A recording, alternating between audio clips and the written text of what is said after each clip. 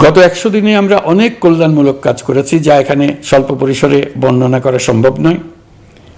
আমাদের সরকার স্বচ্ছতা ও জবাবদিহিতায় বিশ্বাসী, তাই আমি সরকারের সকল মন্ত্রণালয়কে নির্দেশ দিয়েছি তাদের নিজ নিজ কাজের বিস্তারিত বিবরণ নিজেদের ওয়েবসাইট ও সামাজিক যোগাযোগ মাধ্যমে প্রকাশ করার জন্য। আমি আমার দপ্তরকেও বলেছি সরকারের সব কাজের বিবরণ যাতে জনগণ জানতে পারে, এই জন্য যেন প্রয়োজনীয় পদক্ষেপ নেওয়া হয়।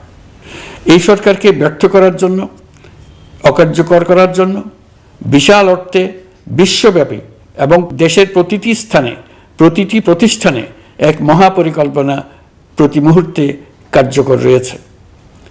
তাদের একটি বড় প্রচেষ্টা হচ্ছে আমাদের মধ্যে বিভেদ সৃষ্টি করা।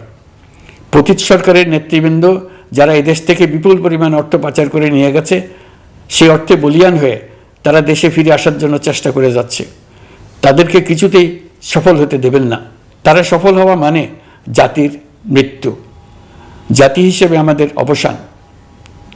সাবধান থাকুন, তাদের সকল হীন প্রচেষ্টাকে আমাদের ঐক্যের মাধ্যমে নস্যাৎ করে দেন, যেভাবে নস্যাৎ করেছিলেন তাদের বন্দুকের গুলিকে, তাদের আয়নাঘরকে, প্রতি পায়ে তাদের অনাচারের শিকলকে। এ ব্যাপারে সবাই একমত থাকুন, ঐক্যবদ্ধ থাকুন। আপনারা সবাই ভালো থাকবেন। দেশের সকল শিশু, কিশোর কিশোরী, তরুণ তরুণী, ছাত্রছাত্রী, বয়স্ক, বৃদ্ধ, পুরুষ, মহিলা সবাইকে আমার সালাম জানাচ্ছি। আসসালামু আলাইকুম।